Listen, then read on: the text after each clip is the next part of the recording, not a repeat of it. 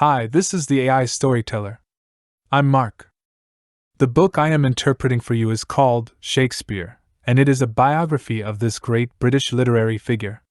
When it comes to Shakespeare, if you don't know much about him, you might say, oh, he's a great literary figure. If you have a bit more knowledge, you might say, he not only wrote plays but was also quite adept at property speculation. In fact, if you can mention the property speculation aspect, you're already halfway to being a Shakespeare expert. Why do I say this? Because there is very little information available about Shakespeare's daily life, and the academic community even has an extreme view. What a Shakespeare expert knows may not necessarily be more than what a tour guide at Shakespeare's residence knows. The most significant feature of this book is that the author managed to pry open a gap in history and uncover some traces of Shakespeare's private life. This allows us to go back to the time when Shakespeare lived, transforming him from a symbol in literary history into a lively and vibrant person.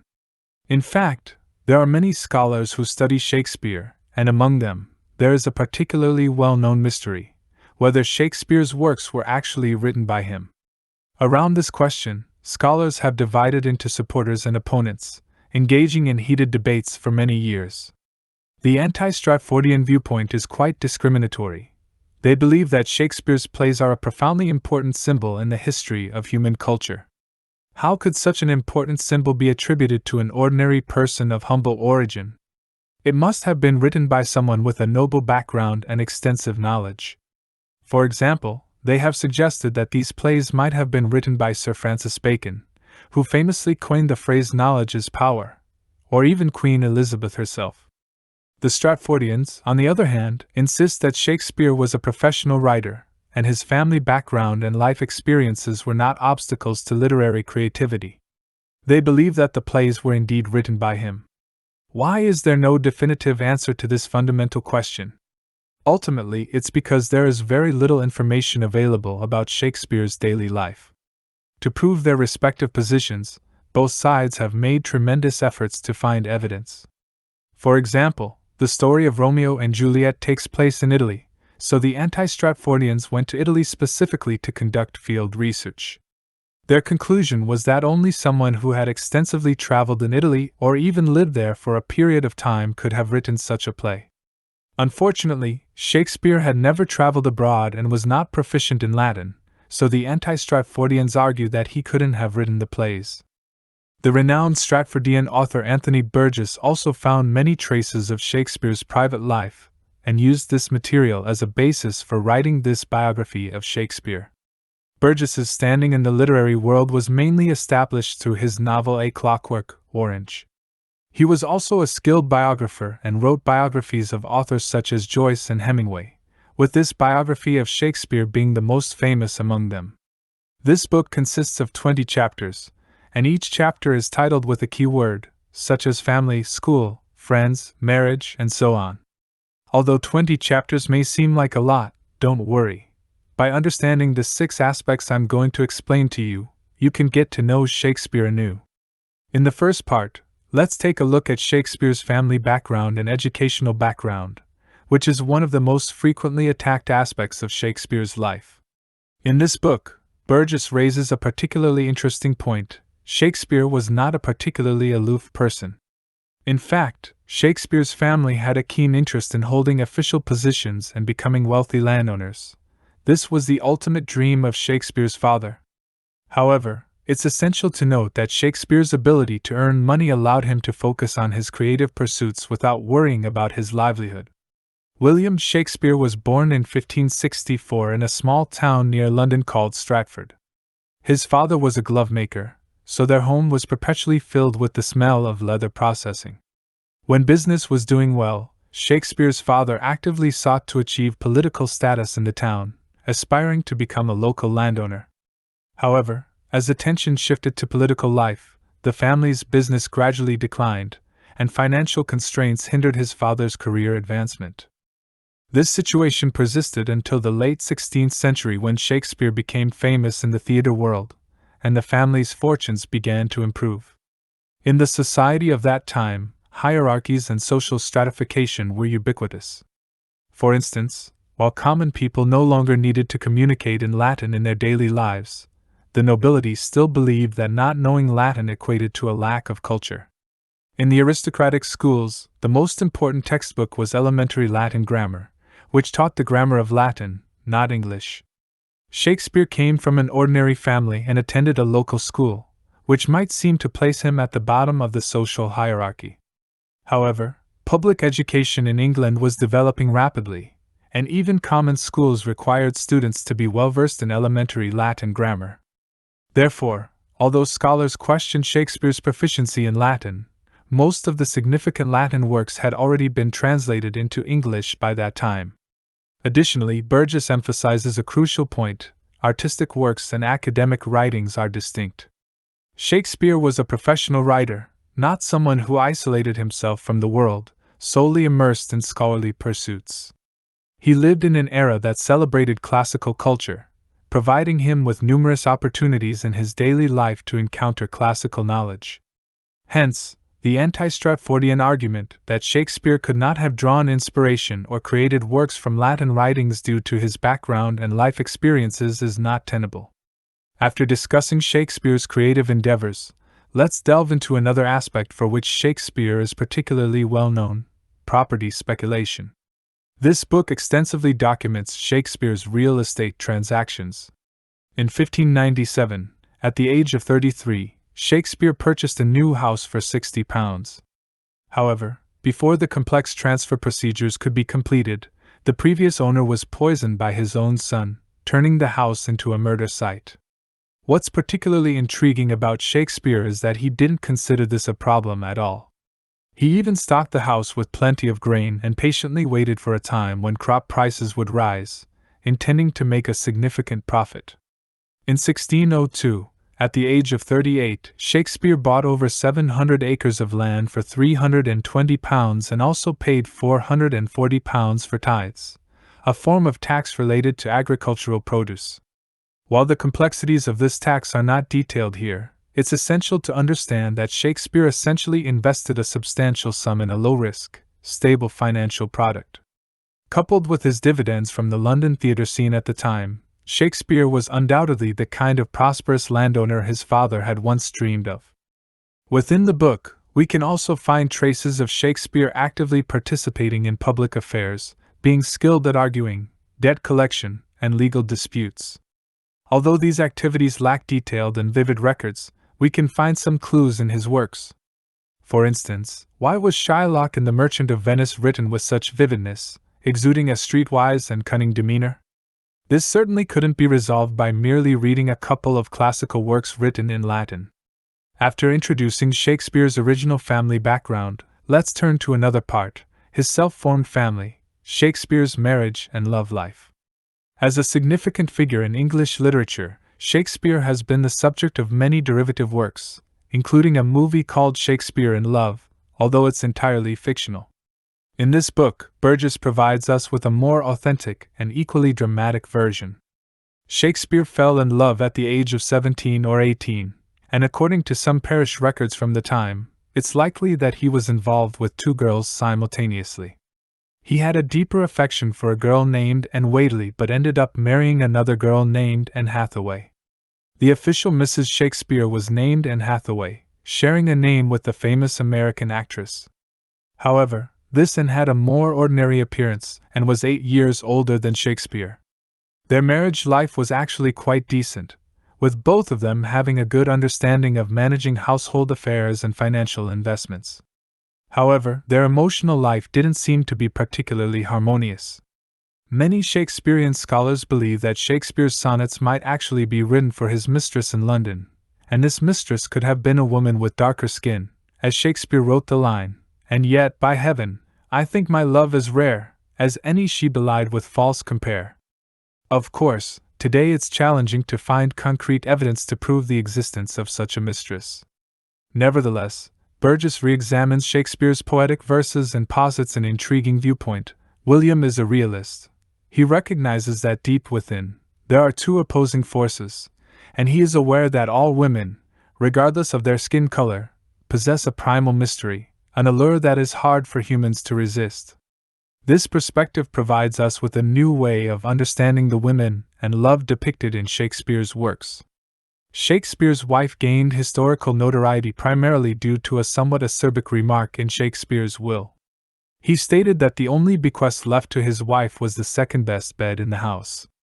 People have often interpreted this statement as evidence of a strained relationship between the husband and wife. However, Burgess presents a different perspective, suggesting that according to the unwritten laws of the time, Shakespeare's wife would have been entitled to her fair share of the estate, and Shakespeare was well aware that upon his death, his wife, along with their daughter and son-in-law, would likely continue to live in the house left to his daughter. Moreover, the second best bed was probably the one his wife slept in daily. So, from an economic standpoint, this clause may not have been as harsh as it initially seems. The question of why Shakespeare chose to include this somewhat enigmatic statement remains open to interpretation. It could be a reflection of a long-standing strained relationship, or perhaps it was merely a parting jest. In the third part, let's take a closer look at Shakespeare's lifelong career on the stage. To understand Shakespeare's works, we must first imagine a theater vastly different from our modern experience. The theater audience of the 15th and 16th centuries was profoundly dissimilar to contemporary audiences. Nowadays, when you attend a play, how do you dress? Most likely, you'd say you'd want to look refined, with elegant manners, as it's considered a sophisticated cultural activity, typically performed in the evening. However, during that time, public performances were held in the afternoon, in open-air theaters where sunlight streamed in. What transpired on the stage was vivid and often included real swords and daggers, leading to frequent violent incidents in the theaters. Audiences were filled with laughter at risque jokes and humor, and there were individuals drinking, munching on nuts, and even enjoying freshly shucked oysters. If we try to picture the scene, it might resemble attending a stand-up comedy show more than going to a concert at a grand opera house. So, how did the rulers of the time view the theater? It's a bit complicated. On one hand, they recognized that the most popular historical dramas about English history were highly effective in fostering a sense of national identity among the people. On the other hand, they sensed that during these performances, folk wisdom and potentially divisive ideas were accumulating. Therefore, playwrights, including Shakespeare, were aware of the limitations on their creativity. Some subjects were off limits, and even when they were approached, it had to be done with subtlety. For example, the prevalent fear of plague outbreaks and the apprehension about the nation's fate after the death of the Queen could only be hinted at indirectly. But it was precisely this unspoken fear that created a strong and unspoken bond between actors on stage and the audience. When you went to see a Shakespeare play, the scenes on stage were often much more terrifying than the lines spoken, with gruesome acts such as hands and tongues being cut off. The open portrayal of such horrors didn't disturb the authorities or the audience. This was because the common people at the time were genuinely concerned that the Queen might be assassinated by England's enemies. The ruling elite had deliberately cultivated this sentiment, so when Shakespeare's plays frequently featured keywords like assassination and conspiracy, the audience sitting below could feel the shadows of real-life threats, releasing their pent-up tension and turning it into wild, cathartic joy. The publication of Shakespeare's scripts also had an interesting twist. In the acting profession of that time, anything written for a theater company belonged to the company as soon as it was written. The content was closely tied to the onstage performance, often subject to improvisation or the removal of certain scenes. After Shakespeare's plays became immensely popular, publishers saw a business opportunity. Since they couldn't obtain Shakespeare's original manuscripts, they sent people to sit in theaters and transcribe entire performances for preemptive publication. These transcriptions not only infringed upon the theater company's interests, but, more importantly, they often contained errors. This led Shakespeare and the theater community to their limits. In 1604, an official version of Hamlet was published, providing an authoritative source for the play. Returning to the point, there are a series of irretrievable differences between live performances filled with improvisation and impromptu lines and the formal published texts. Therefore, it's essential to remember that Shakespeare's plays were meant to be performed, not just written. Before becoming solidified in print, They had already undergone extensive refinement and collective creative efforts in the theatre. The Baudelaires tend to evaluate Shakespeare's work in the context of the theatre companies and stages of his time. The Shakespeare preserved on paper gives an impression of a highly educated, all-knowing, and omnipotent figure. However, the Shakespeare who actively participated on and behind the stage was adept at incorporating both high and low elements into his dialogue. He not only subtly sensed the tense and secretive atmosphere of the theatrical industry at the time, but also connected with the audience's direct reactions during performances as a source of inspiration. Therefore, Shakespeare's plays were undeniably a form of popular art, infused with vitality drawn from the masses. This was something aristocrats locked away in their studies could never truly achieve. This realization adds significant weight to the question of why Shakespeare is Shakespeare. In the fourth part, let's explore Shakespeare's important contributions to the English language and why he is a central figure in English literature.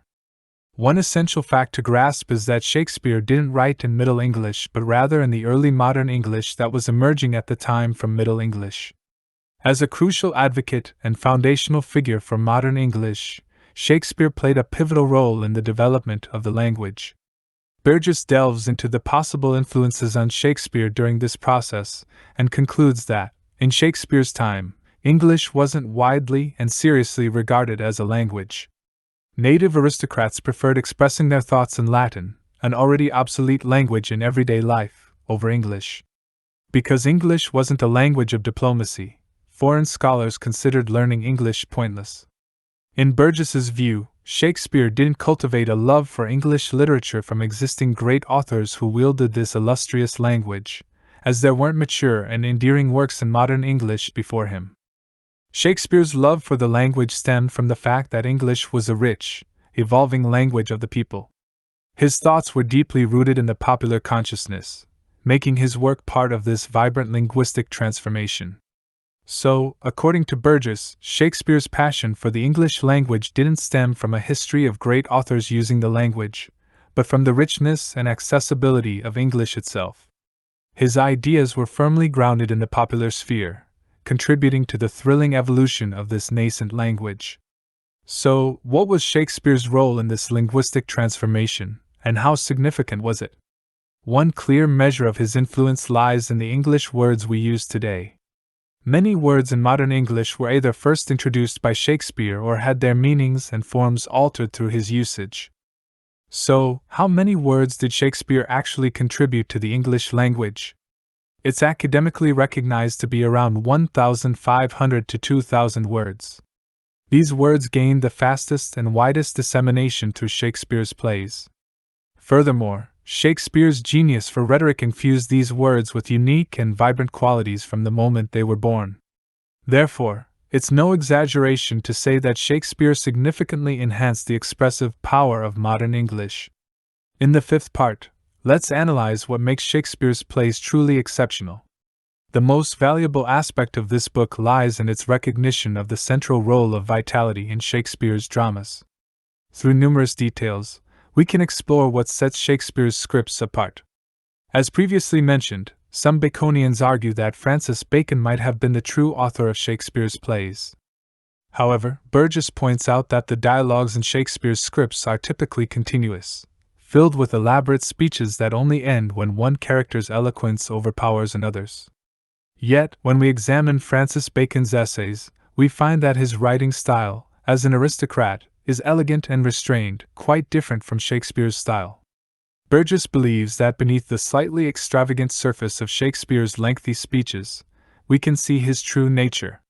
Sometimes, he even reveals endearing imperfections. In Burgess's words, these imperfections are the mark of a country boy determined to beat the polished city folk at their own game, but without the patience to sit through all the lessons. Apart from Burgess, it's hard to imagine someone speaking about Shakespeare in such a manner. It's as if a hand has reached through the centuries, patted the shoulder of that young man named William from a small town, and, in turn, rested upon all our shoulders. Burgess's biography of Shakespeare leaves us with the image of a man who is fundamentally like us, bearing a hump of magical genius on his back, a genius that makes us not want to be gods or beasts, but rather content to continue being human. We can imagine that in the 16th century, the theatrical scene couldn't have been dominated by a single playwright. There must have been many other authors. So, why does Shakespeare's brilliance shine through the ages and reach us today? Burgess provides an answer by highlighting two competing playwrights as examples. First, he mentions a figure named Robert Greene. Greene was 6 years older than Shakespeare and held master's degrees from both Oxford and Cambridge, making him an academic standout. However, when Greene entered the theatrical world, he couldn't grasp the tastes of the audience. It wasn't until 1592, near the end of his life when he was destitute, that Greene seemed to realize he couldn't fathom what the audience liked. He died filled with bitterness. Although Shakespeare had been very friendly to him, having shared drinks and lent him money without pressing for repayment, Greene still wrote an open letter to his peers, where he indirectly criticized Shakespeare, asking, "Is he not a very dice player for a need? Hath he not a shuffling tongue to walk with you in all weathers?"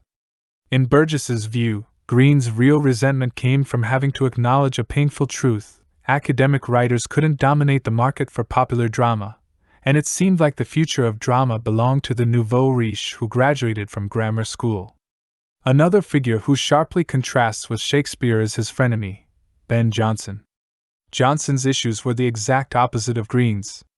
Jonson was overly concerned with catering to the audience's preferences. When King James I ascended to the throne, there was a craze for elaborate and mystical masques, which had grand visuals but often empty dialogues.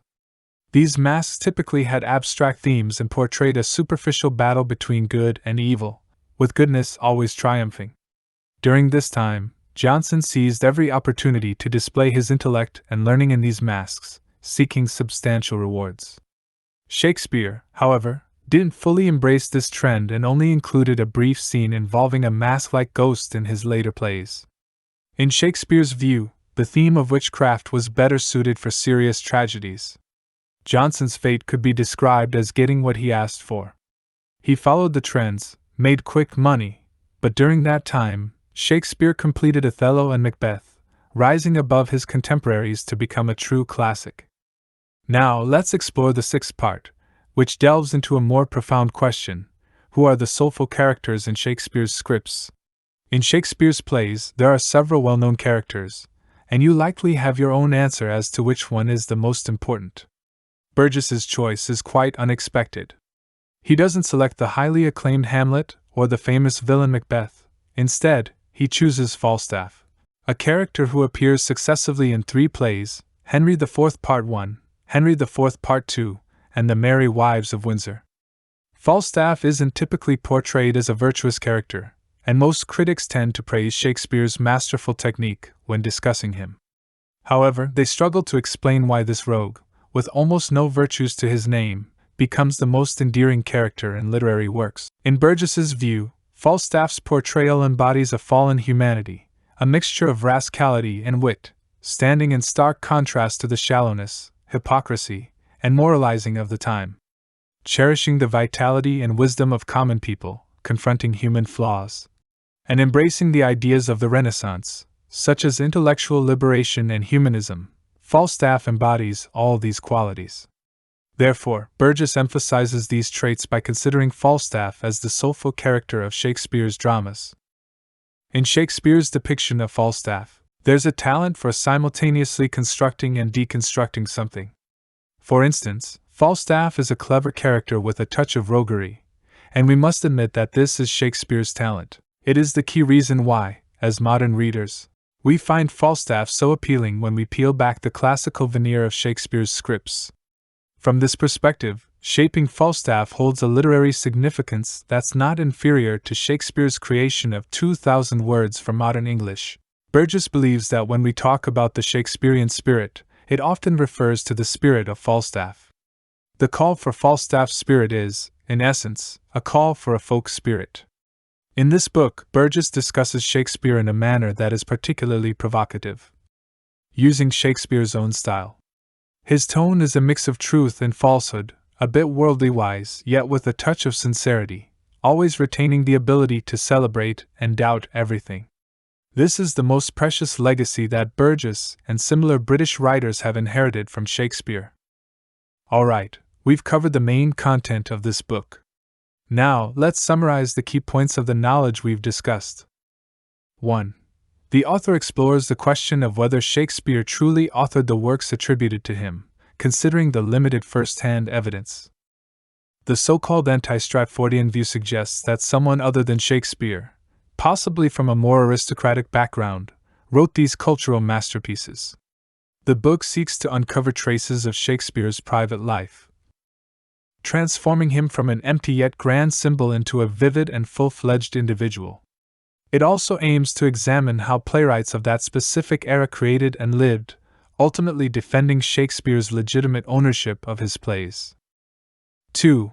During the Renaissance period, public education in England developed rapidly. Even the school that Shakespeare attended, Stratford Grammar School, offered him opportunities to explore a wide range of books.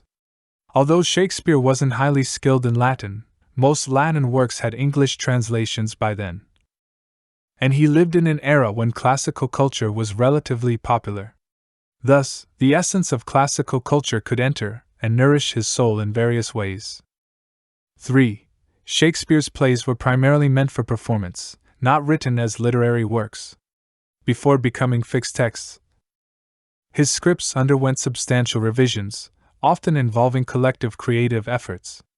The Shakespeare preserved on paper appeared all-knowing, seemingly detached from his living environment. However, the Shakespeare who actively engaged with audiences and used their reactions as inspiration was the true essence of his work. His plays were authentic expressions of popular art, brimming with vitality that came from the people and returned to the people, a quality that aristocrats locked in their studies could never achieve. 4. Many of the English words we use today either originated from Shakespeare's works or had their meanings and forms altered by him. It is widely acknowledged that Shakespeare contributed around 1,500 to 2,000 words to the English language. These words gained rapid and extensive dissemination through Shakespeare's plays.